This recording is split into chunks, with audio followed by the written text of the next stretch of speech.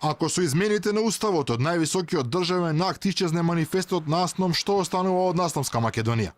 Во ситуација кога владата се обидува да пронајде доволен број пратеници кои би гласале за промена на уставот, јавноста основано поставува прашање кои делови од историските документи на македонската државност би требало да се отстранат за да се задоволи грчката страна, која во основата на нашата самобитност гледа иридентизам и закана за незините национални интереси.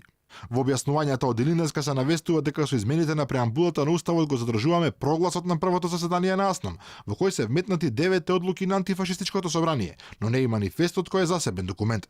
Дека тој пречи на Атина и дека македонската страна е подготвена на такви клучни промени, потврдува и професорот Фрчковски, еден од неангажираните поддржувачи на Преспанскиот договор.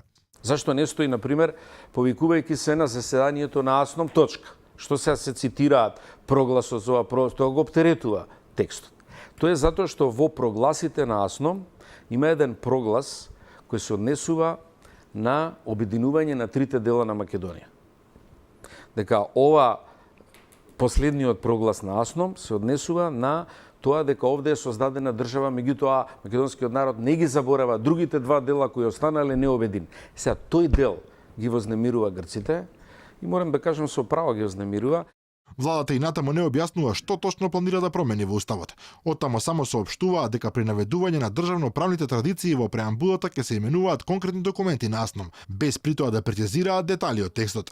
Сепак и последните настапи на премиерот Заев водат во насока кон изоставување на манифестот. На прашање од Алфа што ќе се менува, повтори дека со прогласот во преамбулата ќе се закнали одлуките на АСНОМ. Останатото било претензии кон други земји. Кои што зборуваат за еднаквост на граѓаните, за државотворноста, за самобитноста, сувереноста, за слободата, за човековите права, за демократијата, тоа се зајакнува.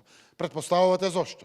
Заради тоа што не смее да има претензии према други земји, други територии или слично. Туку АСНОМ во суштина е тоа: државотворност, слобода, демократија, самобитност, самостојност, токму тоа. Во случај да биде отстранет манифестот на АСНОМ, тогаш логично е да исчезне и манифестот на Крушевската република, кој всушност е првиот столб на самата македонска државотворност.